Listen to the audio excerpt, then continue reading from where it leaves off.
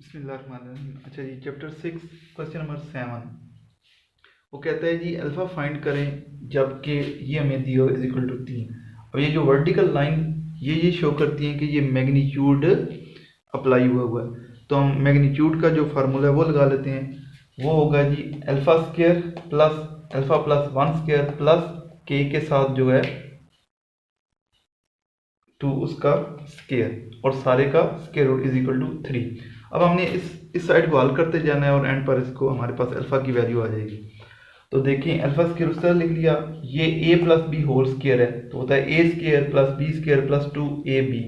Alpha का square plus 1 का square 1 plus 2 into alpha into 1 वो 2 अल्फा हो जाएगा और 2 का square 4 is equal to 3। Next देखें अल्फा स्केयर ये हो जाएगा 2 अल्फा स्केयर और फिर आगे ये 2 अल्फा 4 और 1 5 इज इक्वल टू 3।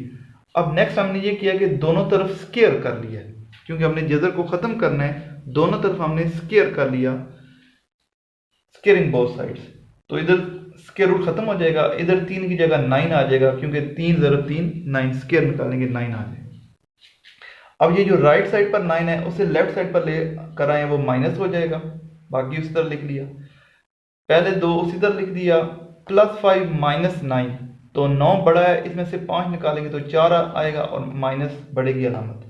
अब इसमें देखिए हमारे पास ये जो शुरू में होता है अल्फा स्केयर के साथ 2 है तो हमने पूरी इक्वेशन को 2 से डिवाइड कर दिया और पूरी इक्वेशन डिवाइड भी हो जाती है। ये 2 है 2 है और 4 है तो हमारे पास बचेगा alpha square plus alpha minus 2, right side पर 0 है। ठीक है जी, हमने क्या किया है इसी इक्वेशन को 2 से डिवाइड किया, पूरी इक्वेशन को इस साइड पर भी इस साइड पर करेंगे तो आ जाएगा उधर 0 है वो 0 रहेगा।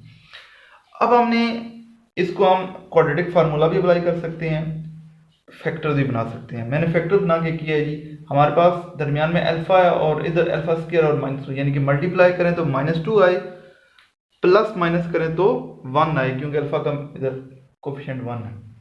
तो वो होगा 2 अल्फा माइनस अल्फा। जब 2 अल्फा से एक अल्फा निकालेंगे वो अल्फा बचेगा और 2 माइनस 1 से मल्टीप्लाई करेंगे वो -2 ही आएगा। तो हमारे इस तरह फैक्टर बन गए। पहले दोनों में से अल्फा कॉमन आ जाएगा, अल्फा प्लस 2, दूसरे में से कुछ कॉमन नहीं आता -1 कॉमन ले लिया अल्फा प्लस 2 तो अंदर वाला सेम है, इसके अंदर हमारे फैक्टर से ही बने। अल्फा प्लस 2 कॉमन आ जाएगा, इधर अल्फा उधर -1। अब एक दफ़ा ये 0 रख लें या फिर ये 0, अल्फा प्लस 2 इक्वल टू 0, यहाँ से अल्फा -2 आ जाएगा, अल्फा -1 इज इक्वल टू 0, यहाँ से अल्फा 1 आ जाएगा। तो हमारे पास दोनों वैल्यूज आ गई हैं, अल्फा -2 और अल्फा 1। ये हमारा क्वेश्चन नंबर 7 कंप्लीट हो। क्वेश्चन नंबर 8, इसमें वो कहता है जी अगर काज अल्फा काज बीटा काज गैमा ये तीनों जो है ना डायरेक्शन को साइंस हों ऑफ ए वेक्टर आर, इस वेक्टर के वो डायरेक्शन को साइंस हों तो फिर प्रूव करें cos square alpha plus cos square beta plus cos square gamma is equal to 1। तो देख लें जी हमारे पास ये अगर वेक्टर है तो इसका जो मैग्नीट्यूड है वो इस तरह होता है x square plus Y square plus जी स्क्वायर का स्क्वायर रूट।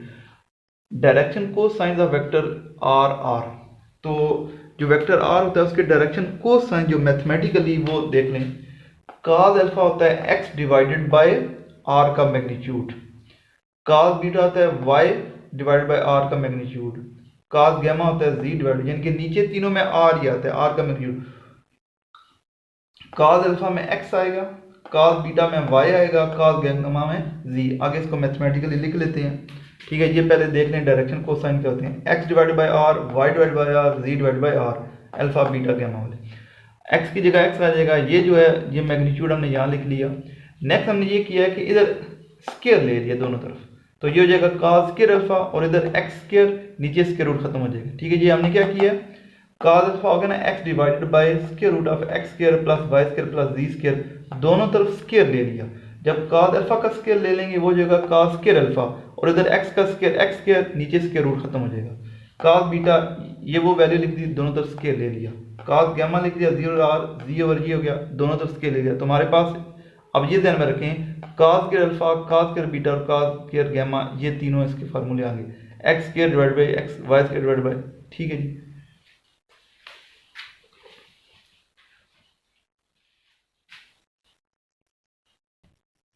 अच्छा जी, अब हमने ये तीनों जो लिखे थे ना, काज square alpha, cos square beta, काज स्क्वायर गामा, इसको हमने 1 2 3 इक्वेशन का नाम दे दिया। अब हमने प्रूव करना है cos square alpha plus cos square beta plus cos square gamma is equal to 1। तो तीनों देखें ये प्लस हो रहे हैं, हमने इन तीनों इक्वेशन को ऐड कर देना है। Adding equation 1 2 3, left hand side जब आपस में ऐड करेंगे तो ये बन जाएगा cos square alpha plus cos square beta plus cos square gamma. दूसरी तरफ तीनों साइड मैंने लिख दी हैं, ये पहली एक्स स्क्वायर वाली, फिर वाई स्क्वायर वाली और फिर दी स्क्वायर वाली। अब तीनों में देखिए नीचे सेम है तो एलसीएम वही आ जाएगा। अब जब एलसीएम पर ये डिवाइड करेंगे 1 आएगा तो एक्स स्क्वायर 1 आएगा, वाई स्क्वायर 1 आएगा, जी स्क्वायर। अब देखिए ऊपर नीचे सेम है, डिवाइड होके 1 आ जाएगा। तो देखें यही हमने प्रूफ करना था कि तीनों जो डायरेक्शन को साइन है उनका स्क्वायर अगर ऐड करें तो वो 1 के बराबर होता है। क्वेश्चन नंबर 9, क्वेश्चन नंबर 9 में वो कहता है जी हमारे पास वेक्टर दिए हुए, आपने यूनिट वेक्टर फाइंड करना है। उस वेक्टर को हमने ए का नाम दे दिया, let A is equal to 4i minus 3j minus 5k। वो कहता है कि इसका यूनिट वेक्टर फाइंड करें, ठीक है, वो हमने लिख लिया। तो हमें पता है कि यूनिट वेक्टर का फार्मूला होता है वेक्टर डिवाइड बाय मैग्नीट्यूड। तो पहले हम मैग्नीट्यूड निकाल लेते हैं, 4 का स्क्वायर माइनस 3 का स्क्वायर माइनस 5 का स्क्वायर, 4 का स्क्वायर 16 माइनस 3 का स्क्वायर 9 माइनस 5 का स्क्वायर 25, 16 और 9 25 25 25 50। 50 अगर 2 डिवाइड करें तो 2 ज़र 25 आ जाता है। अब ये जो 25 है 25 जो है तो जजर है ना उसका स्क्वायर रूट 5 होता है, वो हमने बाहर लिख लिया और 2 अंदर ही रह यानी कि 5/2। अब फार्मूला लगा देते हैं, magnitude is equal to vector divide by unit vector is equal to vector divide by magnitude. ये ऊपर वेक्टर लिख लिया, नीचे मैग्नीट्यूड, क्योंकि डिवाइड नहीं होता, यही हमारा आंसर आ गया।